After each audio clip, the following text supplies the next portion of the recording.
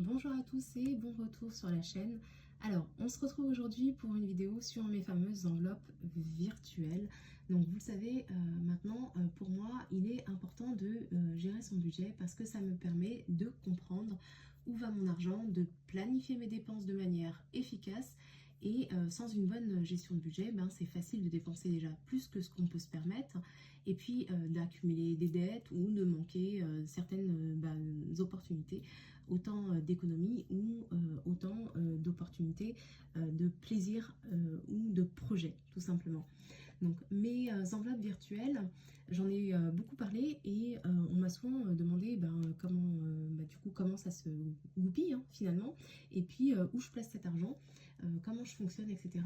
Donc je me suis dit pourquoi pas faire une vidéo. Donc j'ai dit je ferai une vidéo et je la fais maintenant. Donc l'objectif de mes enveloppes virtuelles, ça va être de préparer mes projets et d'atteindre mes objectifs en allouant des fonds spécifiques à certaines catégories de dépenses qui sont importantes pour moi, d'accord? Donc bien entendu, ce budget, il est adapté à ma personnalité, à mon rapport à l'argent, à mes convictions personnelles et à ma manière de fonctionner. Donc c'est pas adapté à tout le monde, et d'ailleurs un budget il faut toujours l'adapter à soi. Donc là ce que je vous propose c'est qu'on regarde ça ensemble, mais si vous souhaitez faire la même chose, je vous conseille de l'adapter à votre propre fonctionnement, puisque nous avons tous des fonctionnements différents et des rapports à l'argent qui sont différents. Donc pour moi, utiliser des enveloppes virtuelles, c'est également, ça va également me permettre d'avoir finalement comme des matelas de sécurité, des fonds spécifiques, et ça va me permettre aussi de les ajuster en cas de besoin. Donc si ça peut m'arriver de dépenser plus que prévu dans une catégorie, même si ça reste quand même assez rare, puisque vous allez le voir, je vais souvent budgéter au-dessus de ce qu'il faut, mais ça me permet en fait de venir équilibrer comme un système de vase communicant et de réduire certaines dépenses dans certaines catégories pour venir compenser. Notamment, l'objectif, c'est vraiment d'atteindre mes objectifs financiers, qu'ils soient à long terme, donc pour de la planification de retraite, la planification de des études des enfants, ou alors d'allouer vraiment des fonds spécifiques pour des travaux, des projets de vacances, etc. Donc, ce qu'on va voir ensemble, si vraiment c'est quelque chose qui vous intéresse, je pourrais en reparler dans d'autres vidéos, mais il faut vraiment que ça soit toujours adapté à votre personnalité propre. Donc, pour commencer assez rapidement, j'ai donc un tableur Excel, d'accord? Donc, comme vous l'avez vu dans les autres vidéos, je vais fonctionner directement en fait dans mon agenda dans lequel je vais indiquer toutes les dépenses que je fais en fonction de ce que je me suis alloué. Ce qu'il faut comprendre, c'est qu'au niveau de mes enveloppes virtuelles, j'ai pas une enveloppe course, j'ai pas une enveloppe loisirs, j'ai pas une enveloppe achat maison, j'ai des budgets, d'accord, qui me servent pour la vie de tous les jours. Et ensuite, mes enveloppes virtuelles, elles vont être vraiment sur des catégories spécifiques. D'accord, je pourrais très bien avoir un planeur en ayant des catégories spécifiques de projets et allouer des sommes pour ça, mais je ne le fais pas. Je reste vraiment concentrée sur des objectifs qui me sont propres. Donc, sur mon tableur Excel, qui est assez conséquent, je peux pas en fait je pourrais le faire sur mon téléphone plutôt que d'avoir du papier. Mais déjà, j'aime bien le papier, et puis deux, mon tableur est trop lourd en fait pour qu'il soit facilement utilisable sur Excel. Ou alors en fait, il faudrait que je réduise à certains postes ou ou juste au budget mensuel pour pouvoir l'utiliser sur mon téléphone lorsque je suis dans une salle d'attente chez un médecin ou des choses comme ça. Sinon, je préfère utiliser mon agenda. Ce que je fais, c'est qu'en général, j'essaye 2 fois dans le mois de me rendre sur mon tableur Excel, mais là où j'y passe le plus de temps, clairement, ça va être en début d'année, en milieu d'année et en fin d'année, tout simplement parce que je vais faire mes projections de ma prévision annuelle de budget. Je vais y faire mon suivi annuel que je vais rentrer grâce à ce que j'ai dans mes cahiers. Et puis surtout, ça va me permettre de suivre mon patrimoine. Donc ce que je vais retrouver sur mon tableur, déjà, c'est les projets que je vais avoir dans l'année. Donc là, par exemple, je vais avoir quelques projets, donc j'ai masqué certaines choses, d'accord, mais pour vous donner un exemple, pour les projets 2023, voilà, on a éventuellement cette idée de refaire notre salle de bain, on a finir les travaux de la terrasse, on a à refaire les couloirs, donc c'est des choses qui sont importantes pour nous cette année. Et en fonction du budget, on va se dire, voilà, ça sera pour cette année, c'est sûr, ou alors on va décaler d'une année, notamment par exemple, là on voit pour la salle de bain, qui va avoir un coût assez important, et vous comprendrez par la suite pourquoi. Ensuite, on va avoir les projets 2024, donc avec une étude de nos combles. Donc notre objectif, ça va être ici d'obtenir un devis et de pouvoir commencer à préparer les combles, puisqu'on aimerait agrandir la maison. Donc l'Islande, qu'on devrait commencer à préparer en 2024 pour 2025, et l'aménagement d'un studio, puisqu'on a la chance d'avoir une dépendance en dur, qu'on aimerait tout simplement aménager en studio pour pouvoir accueillir de la famille ou des amis. Ou même de temps en temps, pourquoi pas louer quelques week-ends, ça permet d'avoir des fonds supplémentaires. Donc on a la partie projet, donc les projets ici en fait on va venir tout simplement les étayer, on va réfléchir dessus et on va se décider si oui ou non on les met en place et on va essayer de les chiffrer au maximum puisque ça va faire partie aussi de notre création d'enveloppe budgétaire. Ce que je fais aussi souvent en début d'année, c'est le prévisionnel annuel, donc qui va me permettre en fait de faire un budget à zéro au maximum et de pouvoir savoir si on risque d'avoir un déficit ou pas dans l'année et si on va pouvoir consacrer une forte épargne ou pas. Ce budget, ce prévisionnel annuel, je reviendrai dessus dans la création de budget parce que j'ai une manière de faire, mais que je ne vais pas expliquer là tout de suite parce que sinon ça va être une vidéo trop longue. Une fois que mon prévisionnel annuel est établi, qu'on a établi les projets, on a ensuite là, le suivi en fait annuel, où là je vais venir rentrer les dépenses chaque mois, les dépenses réelles, et ça va me permettre en fait d'avoir une tendance sur l'année et de pouvoir suivre notre budget à l'euro près. Donc là, je n'ai pas mis à jour pour le moment parce que je ne m'y suis pas consacrée, vu que je l'avais déjà fait dans les petits cahiers, mais il va falloir que je le mette à jour très rapidement.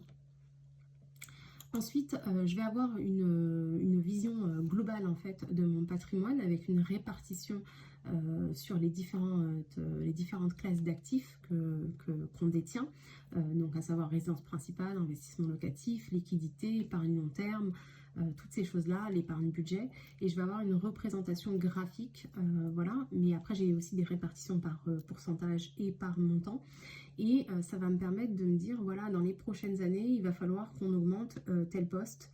Donc là, pour l'instant, ce qu'on vise, c'est une augmentation des liquidités par rapport au patrimoine détenu. Et on va enfin passer à nos petites enveloppes. Donc les enveloppes virtuelles, voilà, ce sont des budgets en fait qu'on remplit par poste. Et mon objectif, ça va être d'essayer d'être le plus proche de la réalité possible. Donc ici, si on regarde un peu plus en détail nos enveloppes virtuelles, on a une enveloppe pour la rentrée scolaire. Donc bien entendu, les enveloppes, elles vont dépendre aussi de vous. Donc là, c'est notre manière de fonctionner. Donc j'ai masqué certaines enveloppes. Mais pour les principales, on va avoir l'enveloppe rentrée scolaire, l'enveloppe fonds de sécurité, l'enveloppe entretien du véhicule, l'enveloppe budget anniversaire, l'enveloppe vacances, et on va avoir une enveloppe cagnotte et des enveloppes qui ne sont pas vraiment des enveloppes, mais qui sont des études de coûts. Alors en ce qui concerne la rentrée scolaire, j'ai indiqué 200 € de fourniture scolaire, sachant qu'on en a un seul qui est en primaire, l'autre est en maternelle, donc on n'a pas besoin de fourniture scolaire pour le moment. Donc on a budgété 200 €. On a ensuite les vêtements et les chaussures pour la rentrée scolaire. Donc ici on a un budget de 400 €. On a les licences pour le sport, donc pour 400 €. Et le renouvellement de la bibliothèque, lui, est gratuit pour les enfants. Du coup, on n'a rien à budgéter pour le moment par rapport à leur âge, ils ne payent pas. Et donc, ça nous fait un budget de rentrée scolaire de 1000 €. Et donc, il est en vert parce que le budget est déjà, l'enveloppe est déjà remplie. Ensuite, on a l'enveloppe fonds de sécurité. Donc, on a décidé d'avoir 3 mois de charge d'avance, donc 2000 €. Donc, ce qui nous fait 3000 €. On a un budget dans notre fonds de sécurité de 700 € qui correspond à des pannes d'appareils ménagers. Donc ça peut être, un robot Kuldner, ça peut être, je sais pas moi, un four, un micro-ondes, une machine à laver, ça peut être un aspirateur, enfin peu importe. Ça peut même être le ballon d'eau chaude et donc on a budgété 700 €. Alors bien sûr pour le ballon d'eau chaude, il se peut que le coût soit plus élevé, mais comme on a déjà un fonds de sécurité, et ben, il nous suffira de renflouer le fonds de sécurité en cas de besoin. Ensuite, on a la franchise en cas de sinistre. Donc notre logement bien entendu est assuré. Et on a une franchise dans le cas où il y aurait un sinistre de 360 €. Et là aussi, on l'a budgété pour éviter d'avoir, c'est un petit peu les imprévus. Ce qui nous monte notre fonds de sécurité à 4060 €. Et donc, il est vert puisque l'enveloppe est remplie. Ensuite, on a notre enveloppe pour l'entretien du véhicule. Donc, on a la révision 200 €. On a les pneus 300 €. La franchise sinistre en cas de bris de glace de 120 € et la franchise sinistre en cas d'accident 740 €. Et donc cette enveloppe, elle est en orange, tout simplement parce qu'on n'a pas fini de la remplir, voilà, et que pour l'instant on l'a laissée en stand-by. On s'est dit que on ne mettrait pas plus, sachant que si vous avez suivi le budget du mois de février ou de mars, j'ai fait la révision, mon conjoint a fait certaines réparations et on a pris sur notre budget mensuel et pas sur l'enveloppe. Donc on a de quoi voir venir, en tout cas pour l'entretien du véhicule, ce qui explique que l'enveloppe n'est pas verte, puisque comme on a fait certaines réparations déjà, on a décidé que ça ne servait pas pour l'instant de mettre plus dans cette enveloppe-là. Ensuite, on a une enveloppe budget anniversaire et fêtes. Donc pour les anniversaires, on a budgété 500 €, pour les fêtes 300 €, pour les cadeaux des fêtes, on a budgété 200 €, ce qui monte notre budget anniversaire et fêtes à 1000 €. Alors il est bien entendu que pour certains, ce budget peut paraître élevé, pour d'autres, ça peut paraître trop peu, compte tenu du fait qu'il y ait à la fois les anniversaires, les fêtes et les cadeaux. Mais parfois, tout simplement, quand on fait des cadeaux, on ne prend pas dans notre enveloppe budget anniversaire et fête. On va tout simplement prendre sur le budget mensuel. Donc on estime qu'avoir 1000 € de côté pour ça, c'est largement suffisant pour la manière dont on fonctionne, tout simplement. Enfin, on a une enveloppe pour les vacances. Donc on a pour les sports d'hiver 1300 €, pour les vacances d'été 2000 € et pour des week-ends 500 €. Donc on a un budget de 3800 € pour les vacances cette année. Voilà.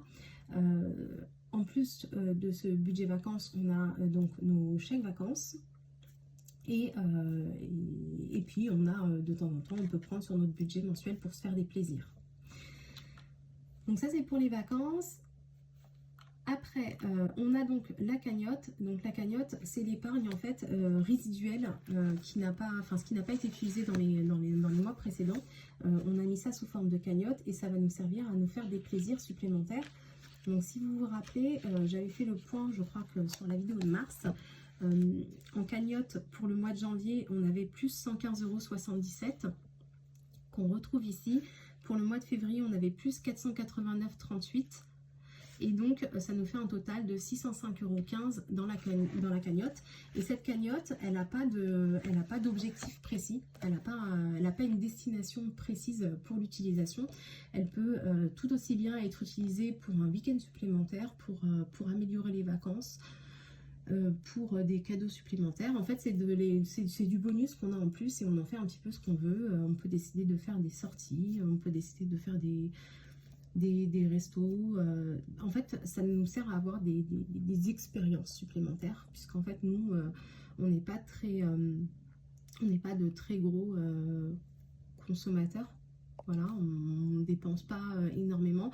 Par contre, on aime vraiment vivre de nouvelles expériences.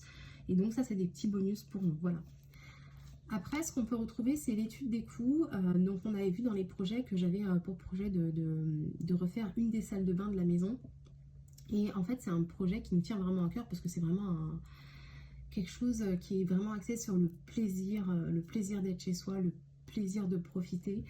Et donc là, donc c'est une salle de bain dont on rêve et on est en train de la budgéter. Alors est-ce qu'on va le faire? Je pense très fortement, puisque plus on est en train de la budgéter, et plus on a vraiment envie que ça se réalise et que enfin, ce projet se concrétise. Donc on est parti sur une baignoire balnéo, donc on a budgété 1800 €. Alors bien entendu on a trouvé des baignoires balnéo beaucoup moins chères, donc on a mis le maximum, mais ça ne veut pas dire qu'on utilisera le maximum, voilà, mais c'est pour avoir vraiment une idée du budget qu'il va nous falloir, sachant que parfois, des fois, soit on fait des concessions, mais sur la baignoire balnéo on ne veut pas faire de concessions, et soit tout simplement on peut très bien l'avoir en solde ou avec des rabais. Donc on a regardé un peu les baignoires balnéo et en moyenne on est dans les 1800 €, sachant qu'il y en a des nettement moins chers. Ensuite, il y a l'électricité pour la baignoire balnéo, donc on en a à peu près pour 200 €.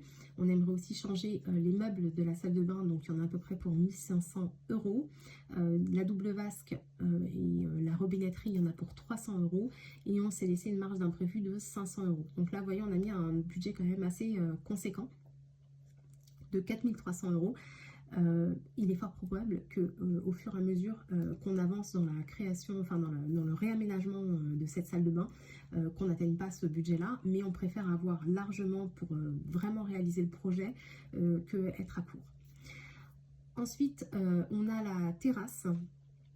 Donc la terrasse qu'on a fait sur 2 ans, puisque l'année dernière on avait budgété la création de la dalle béton. Et donc là cette année, ce qu'on est en train de budgéter, donc on a quasiment le budget, c'est tout ce qui va être l'aménagement final de la terrasse, toutes les finitions. Donc les lames de terrasse, on a budgété à peu près 1200 €. L'achat de la scie circulaire, puisque là c'est quelque chose que nous ferons nous-mêmes, 90 €. Les vis, 90 €. Les spots solaires, 80 €. Et on s'est laissé une marge d'imprévu de 100 €.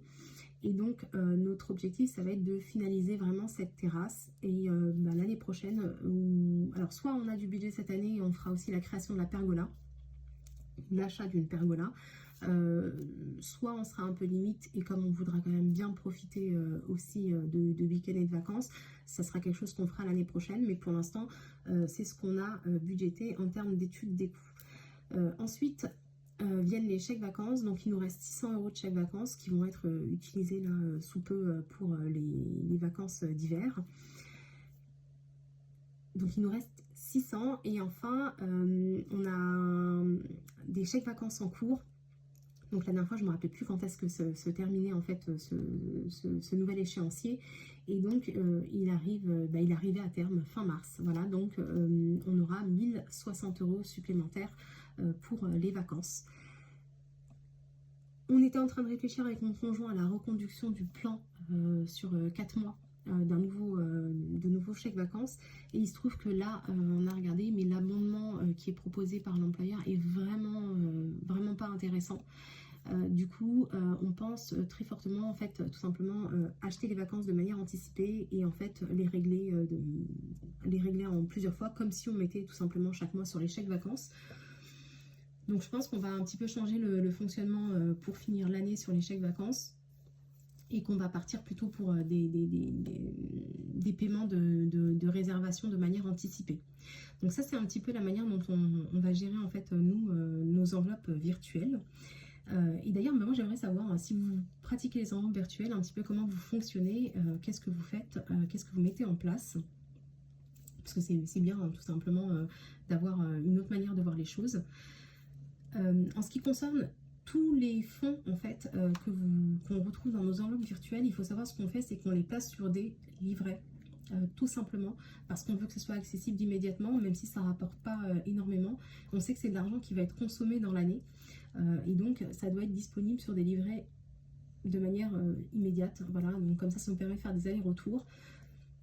Donc ça, c'est pour tout ce qui est la partie enveloppe. Donc une fois que les enveloppes, nous, elles sont vertes, on passe aux enveloppes des projets plus conséquents. Donc on a vu un petit peu les projets travaux, mais sinon tout le reste en fait va être épargné sur de l'épargne long terme. Et c'est vrai que je reviendrai dessus, je pense, dans une autre vidéo où j'expliquerai un petit peu comment on fonctionne pour la répartition. Mais tout ce qui est enveloppe va être sur du livret, parce que c'est ce qui va être consommer dans l'année.